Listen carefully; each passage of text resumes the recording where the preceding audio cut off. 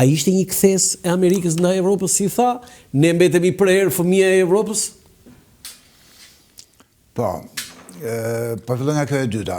Mbetemi fëmia e Evropës, por në substancë, fjalimi i sekretarit Rubio ishte herë më i hidhur dhe thumbues se sa J.D. Vance, pavarësisht vitin e kaluar, pavarësisht në pamjet parë, J.D. Vance ishte më agresiv.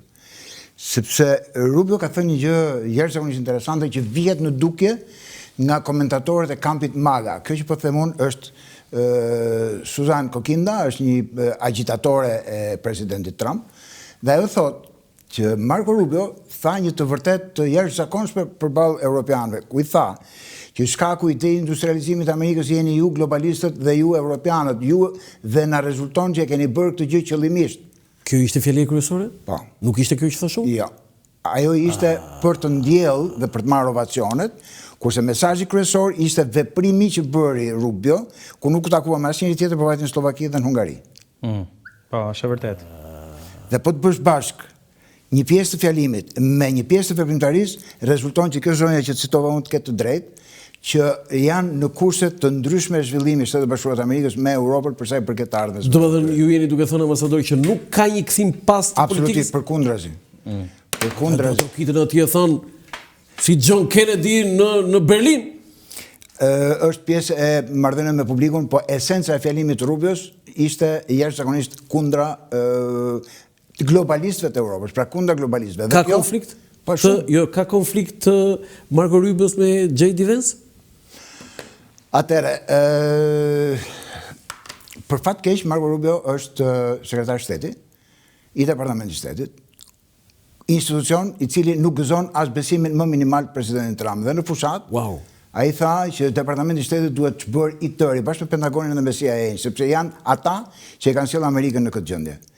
Kështu po ta shikosh, Marco Rubio përveç se u mori çik me Venezuelën dhe bën një për Kubën, nuk është kurkund as në Ukrainë dhe as në lindjen e mesme. Është Jared Kushner dhe Witkoff. Pra janë dy të vinë nga jashtë, që nuk kanë të bëjmë fare me diplomacinë, nuk e di kanë lexuar në libër historie në jetën e tyre. Si ishte kjo? Do këta dy që po merren me këtë, s'ka lexuar një libër? Historie. Histori diplomacie. Libra matematike dhe banke do kenë lexuar, ose me biznes janë marrë gjithë jetën. Po them, siguroj që më shumë se Trump i kanë lexuar. Po, marrëdhënie ndërkombëtare dhe histori të Rusisë e ato stërhollimet e historike dhe të marrëdhënieve ndërkombëtare. Shiko, gjeopolitika është biznesi më mizor dhe më i pamëshirshëm, që ka pasoja të tmerrshme me vrasje dhe me vdekje miliona njerëzish nëse bëhen 2-3 vendime të gabuara. Pra, nesër pas nesër, nëse shkohet në luftë me Iranin, do prodhohen me miliona viktima. Do ketë luftë? Gjitha gjasat janë që po. Gjitha gjasat. Shiko, nuk mundet të harxohet gjithë ky nerv, gjithë kjo energji ushtarake për qëndrim aq i madh forcash dhe trupash, dhe të mblidhen gjithë rreth e botës të mos bjerë as i pikëshi. Nga ana tjetër, komenti më humoristik për një gjë shumë tragjike, po si thon humori i hidhur, është që do ketë një ndryshim regjimi, do ketë. Po të ndryshohet regjimi në Iran, o në Izrael, o në Amerikë. Sepse... Në Amerikë? Po në rast se dështon, pra në rast se mbyten një anije dhe vriten një 2-3 mijë ushtarë amerikan, zoti Trump t'i harroi zgjedhjet e nëntorit, që mund të fitojnë një gjë. Dhe problemi është që po humbi zgjedhjet e nëntorit, nëse marrin demokratët, me gjithë të acarim të konservativëve të brendshme në Amerikë, me siguri që do ta bëjnë impeach, do ta heqin nga detyra para kohës. Po që se marrin shumicën në Senat. Nëse në nëntor fiton Partia Demokratike në Amerikë, mund të ketë impeachment? Domethënë që të shkarkojnë presidentin? Po, këtë nuk e kam thënë, tha zoti Trump në takimin me republikanët dhe thashë ka hapur një syt dhe thashë unë jam i pari që do e psoj nëse do humbasim zgjedhjen nëntor. Prandaj shkoni e punoni mirë që të fitojmë zgjedhjet. Po se mësuar Rama. Më thot një miku im dhe i emisionit tuaj që po na ndjek live, Më kërkon të them një prej thënieve të tij që sot asgjë nuk është siç është, çdo gjë është ashtu siç duket. Ndoshta kjo është, do me thënë se edhe për kontekstin aktual që ne po diskutojmë. Unë jam dakord me ambasadorin, po, sot vëmendjen biles unë po skanoja pak mediat ndërkombëtare para se të vija tek misioni juaj. Bordi i Paqes, zoti Qafoku, nuk është asgjë kundi. Është marginal, nuk e ka pas një nga mediat kryesore, janë disa media, disa portale periferike të cilat po merren me lajmin e Bordit. Atëre Rama është midis Evropës edhe Amerikës? Një minutë.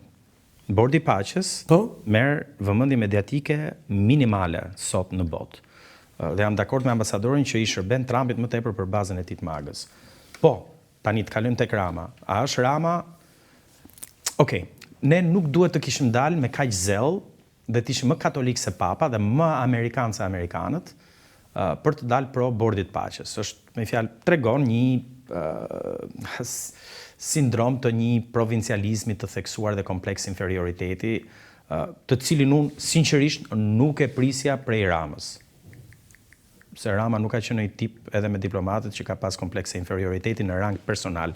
Nuk e di pse në sjellje institucionale ai po transmeton këtë lloj zelli të panevojshëm ndaj Bordit Paqes, një projekt i cili mos vallë nga që pozita e tij në Shqipëri nuk është më e mira? Ndoshta, më e mira pa opozit, nuk e çan kokën Rama, të siguroj. Nuk e çan fare. Më beso. Se kanë ikur tërë ata nga kryeministria ata të vjetrit. Më beso, Ramës nuk i bëhet vonë fare se çfarë mendojnë shqiptarët, se është një popull që nuk reagon. Lutem. Nuk reagojnë. Nuk reagojnë shqiptarët aty, kur se pret. Aman, dëgjoj, të lutem, kur të reagojnë, të lutem më bëj një zile dhe më çon nga gjumi. Sepse, jo, po të lutem. Kur të reagoj populli shqiptar thotë, do t'i bëj unë një zile Ralph Gjonit dhe më zgjon nga gjumi. Roland, ne jemi infektuar nga një virus shumë i ndyrë i Otoman Lëkut, prej 500 vjetëve, i cili e trodhi dhe ja uli kokën turmës që mbeti në këtë vend që ne quajmë Shqipëri. Thënia ime më e urryer, thënia që unë urrej më tepër, ose slogani që urrej më tepër është, janë këta pseudopatriotët që shkojnë për stadiume dhe ulërasin o sa mirë me qenë shqiptar, se këta as nuk e kuptojnë çdo të thotë shqiptar. Këta angati të shkojnë dhe të flasin ta shtufsha rob të Serbi për të ruajtur etikën e gjuhës, por nga ana tjetër kur vjen puna për një padrejtësi që i bëhet në jetën e përditshme, nuk dalin as 100 as 200 veta. Kështu që Rama, pavarësisht kontekstit kombëtar, se ka devijuam pak, të rikthehemi tek devijuam shumë, jo pak, se kaluam nga ndërzimet artificiale. Jo, po, ju më thatë që e bën për kontekst kombëtar. Rama, po, është midis Evropës dhe Amerikës. Nuk kishim nevojë që të tregonim një zell të tepruar ndaj një nisme e cila nuk dihet ende a do ketë sukses apo jo, në një moment që vrem një skepticizëm kaq të rritur tek aleatët tanë evropian. Fundit ne duam të jemi pjesë e Bashkimit Evropian. Ne nuk do jemi pjesë, ne nuk jemi Grenlanda. A thua se ka një interes kaq të madh. Trumpi e ma demokracinë me fuqinë nafte. Ne nuk hym tek vëmendja e Trumpit. Ndoshta në një mini projekt në Sazan, me që ky po shkon t'japi mend çarmatos Hamasin në Gaza, tani që kërkoj edhe për UÇK-n të lutem. Shumë bukur, po pra. Po më lejo ta vazhdoj. Më lejo ta vazhdoj. Po më lejo ta vazhdoj të lutem. Ndoshta me që u kap Sazani, fillojmë bëjmë edhe një projekt real estate aty në Karaburun, që të shpëtojmë edhe Karaburunin, edhe do zoti Roland, do zoti, mbasi të zgjidhi problemet e Gazës, edhe të gazanëve, të vim edhe në Tiranë dhe t'i kërkojmë presidentit Trump që t'na sjellë dhe ujë të pishëm këtu në Tiranë, që kur t'hapim rubinetin ta pim atë ujin që e paguajmë si ujë të pishëm. Shkuthret Qameti. Lutem, ne duhet të jemi me fjalë shumë mirë që Rama është pjesë, edhe biles do ishte turp mos ishte pjesë. Se kush nuk është thirrë edhe Vietnami. Tjetë pjesë e Bordit Paqes. Tani, më fal, tjetë Vietnami, mos tjetë Shqipëria, do ishte turp për Washingtonin.